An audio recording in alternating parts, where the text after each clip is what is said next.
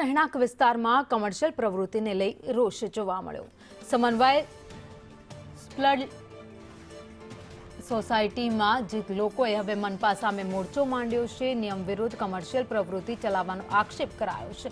એક વ્યક્તિ કેટલાક ફ્લેટ રાખી હોટેલ બનાવ્યા હોવાનો આરોપ લગાવાયો છે।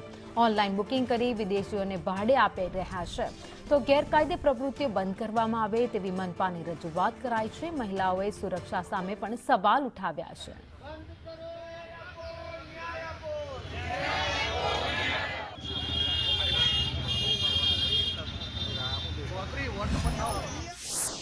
અમારી આગળની કમિટી બી કોર્પોરેશનમાં ફરિયાદ કરી હતી।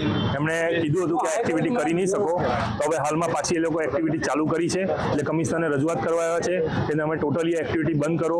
ગયા વર્ષે વાત ચાલુ થઈ ડિસેમ્બર જાન્યુઆરીમાં, ત્યારે જૂની કમિટી હતી, એમણે બી બધી રજૂઆત કરી હતી। હમણાં હવે સ્થાનિક કોર્પોરેટર છે રામીભાઈ પિંટલ, એમને અમે વાત કરી છે કે અમારી સાથે આજે આવ્યા છે રજૂઆત માટે, એટલે અમને કોર્પોરેશન તરફથી મદદ મળે। સમન્વય સ્પ્લેન્ડિડ અમારી સોસાયટીનું નામ છે। 4 ટાવર છે। 4 ટાવરમાંથી A3 માં રેસિડેન્ટ એરિયામાં કોમર્શિયલ એક્ટિવિટી થઈ રહી છે। અમે એ રજૂઆત લઈને આજે અહીંયા આવ્યા છીએ। હવે આજે અમે મ્યુનિસિપાલિટીના કમિશનરને મળવા આવ્યા છીએ। જો અમારી રજૂઆત સાંભળે તો વેલ એન્ડ ગુડ, પણ અમે હવે થાકી ગયા છીએ। એમાં 142 જેટલા ફ્લેટ છે।